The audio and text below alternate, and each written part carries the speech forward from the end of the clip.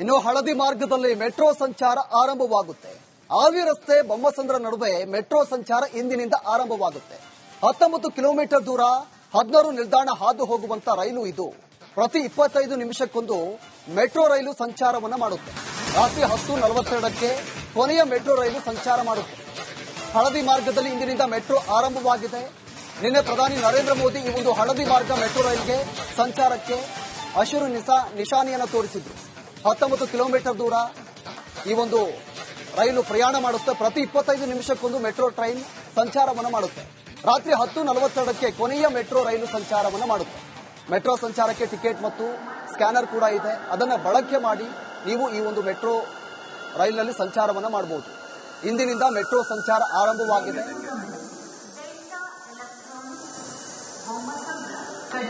ಹೊರಟಿರುವ ರೈಲು 2ನೇ ಪ್ಲಾಟ್ಫಾರ್ಮ್ ಅನ್ನು ಪ್ರವೇಶಿಸಲಿದೆ. ದಯವಿಟ್ಟು ಪ್ಲಾಟ್ಫಾರ್ಮ್ನ ಯಾವಾಗ ಸಿಗ್ನಲ್ ಬಿಡುತ್ತೆ ಅಂತ ಟೆನ್ಷನ್ ಇಲ್ಲ. ಎಲ್ಲರೂ ಕೂಡ ಕೇವಲ ಮಹಿಳೆಯರಷ್ಟೇ ಅಲ್ಲ, ಪುರುಷರು ಕೂಡ ಆ ಒಂದು ಭಾಗದಲ್ಲಿ ಟ್ರಾವೆಲ್ ಅನ್ನ ಮಾಡ್ತಿರುವಂತದ್ದು ಈಗ ಆರಾಮಾಗಿ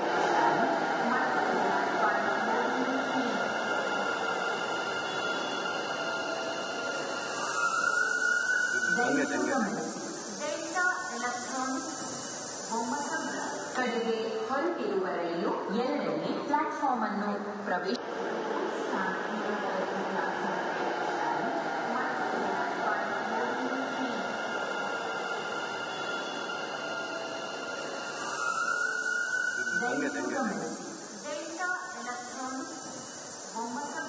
ಕಡೆಗೆ ಹೊರಟಿರುವ ರೈಲು 2ನೇ ಪ್ಲಾಟ್ಫಾರ್ಮ್ ಅನ್ನು ಪ್ರವೇಶಿಸಲಿದೆ.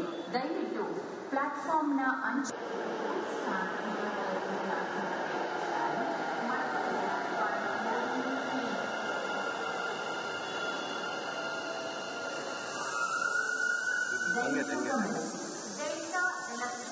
ಎಲೆಕ್ಟ್ರಾನಿಕ್ ಸಿಟಿಗೆ ಮೆಟ್ರೋ ಬಂದಿದೆ. ಪ್ರಧಾನಿ ಮೋದಿ ಅವರು ಉದ್ಘಾಟನೆ ಮಾಡಿದ್ದಾರೆ.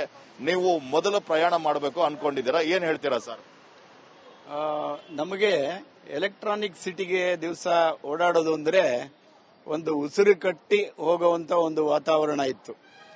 ನಮಗೆ 11 ಗಂಟೆಗೆ ಮೀಟಿಂಗ್ ಇದ್ರೆ ನಾವು 7 ಗಂಟೆಗೆ ಬಿಟ್ರೆ ಧೈರ್ಯವಾಗಿ ಎಲೆಕ್ಟ್ರಾನಿಕ್ ಸಿಟಿ ಮೀಟಿಂಗಿಗೆ ಹೋಗ್ತೀವಿ ಅನ್ನೋದು ಒಂದು ತಿಳುವಳಿಕೆ ಇರ್ತಾ ಇತ್ತು. ಈಗ ನಾವು ಬಂದು ಟೈಮಿಂಗ್ಸ್ ಎಲ್ಲ ನೋಡ್ಕೊಂಡು ಹೋಗೋಣ ಅಂತ ಒಂದು ಬೆಳಿಗ್ಗೆ ಬಂದಿದ್ದೀವಿ. ನೋಡ್ಬಿಟ್ಟು ಈಗ 30-35 ನಿಮಿಷದಲ್ಲಿ ನಾವು ಎಲೆಕ್ಟ್ರಾನಿಕ್ ಸಿಟಿ ರೀಚ್ ಆಗ್ತೀವಿ ಅನ್ನೋ ಇದು ಒಂದು ಕನಸೋ ನನಸೋ ಅರ್ಥ ಆಗ್ತಾ ಇಲ್ಲ. ನಾವು ಪ್ರಧಾನಿ ಮೋದಿ ಅವರಿಗೆ ಯಾವ ರೀತಿ ಧನ್ಯವಾದ ಹೇಳಬೇಕು ಅಂತಲೇ ತಿಳಿತಾ ಇಲ್ಲ. ಯಾಕೆಂದ್ರೆ ಇದು ಇನಾಗ್ರೇಷನ್ ಆಗುತ್ತೆ ಮುಂದಿನ ತಿಂಗಳಾಗುತ್ತೆ ಅಂತ ಹೇಳಿ ಅಂತೂ ಕೊನೆಗೂ ಆಗಿದೆ. ಇದು ಬಹಳ ಸಂತೋಷದ ವಿಚಾರ ಆಗಿದೆ. ಇದು ನಮಗೆ ನಮ್ಮ ಕಾರು ಎಲ್ಲಾ ಕಡೆನೂ ನಜ್ಜುಗುಜ್ಜಾಗಿದೆ. ಯಾಕೆ ಅಂದ್ರೆ ಇದು ಎಷ್ಟು ರಶ್ ಇತ್ತು, ನಾವು ಒಂದು ಟೈಮಿಂಗ್ ಮೇಂಟೈನ್ ಮಾಡಕ್ಕೆ ಆಗ್ತಾ ಇರಲಿಲ್ಲ. ಸೊ ಕಾರುಗಳು ಎಲ್ಲಾ ಕಡೆ ಟೂ ವೀಲರ್ಸು ಇದು ಒಂದು ನುಗ್ಗಿ ನಾವು ರೇಷ್ಮೆ ಬೋರ್ಡ್ ದಾಟೋದೇ ಕಷ್ಟ ಆಗ್ಬಿಡ್ತಿತ್ತು ಅವಾಗ. ಈಗ ಆಗಿರ್ತಕ್ಕಂಥದ್ದು ಬಹಳ ಸಂತೋಷದ ವಿಚಾರ.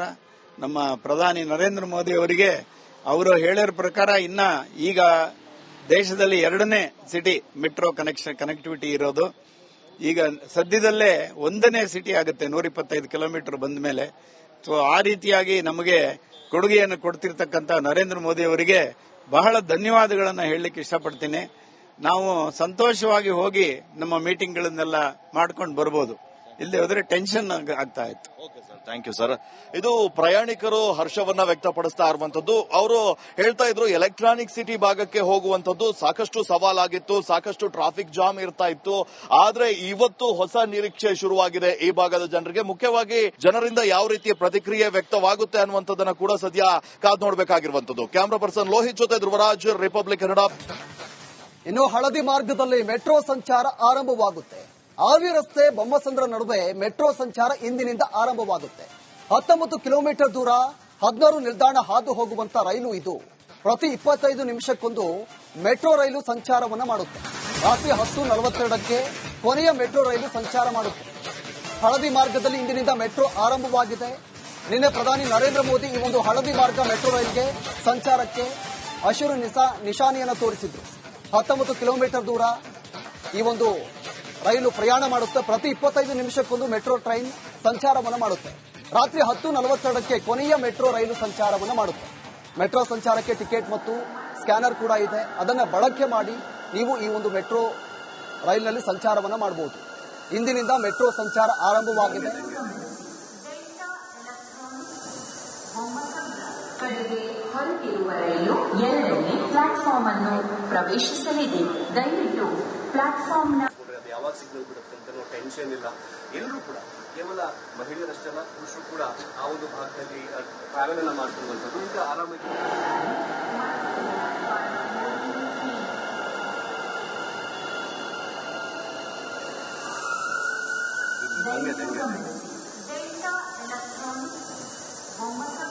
ಕಡೆಗೆ ಹೊರಟಿರುವ ರೈಲು 2ನೇ ಪ್ಲಾಟ್ಫಾರ್ಮ್ ಅನ್ನು ಪ್ರವೇಶ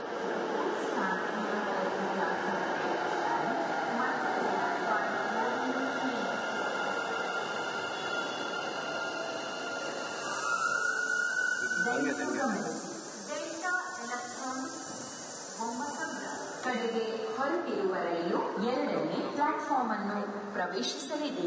ದಯವಿಟ್ಟು ಪ್ಲಾಟ್ಫಾರ್ಮ್ನ ಅಂಚೆ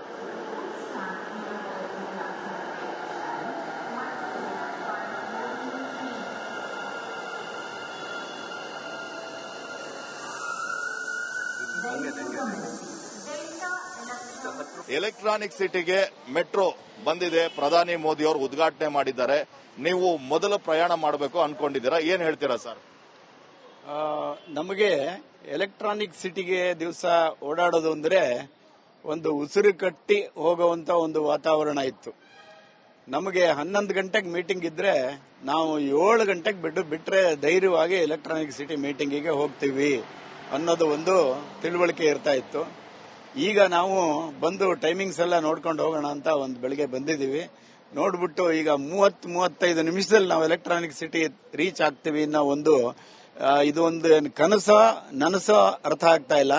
ನಾವು ಪ್ರಧಾನಿ ಮೋದಿ ಅವರಿಗೆ ಯಾವ ರೀತಿ ಧನ್ಯವಾದ ಹೇಳಬೇಕು ಅಂತಲೇ ತಿಳಿತಾ ಇಲ್ಲ. ಯಾಕೆಂದ್ರೆ ಇದು ಇನಾಗ್ರೇಷನ್ ಆಗುತ್ತೆ ಮುಂದಿನ ತಿಂಗಳಾಗುತ್ತೆ ಅಂತ ಹೇಳಿ ಅಂತೂ ಕೊನೆಗೂ ಆಗಿದೆ. ಇದು ಬಹಳ ಸಂತೋಷದ ವಿಚಾರ ಆಗಿದೆ. ಇದು ನಮಗೆ ನಮ್ಮ ಕಾರು ಎಲ್ಲಾ ಕಡೆನೂ ನಜ್ಜುಗುಜ್ಜಾಗಿದೆ.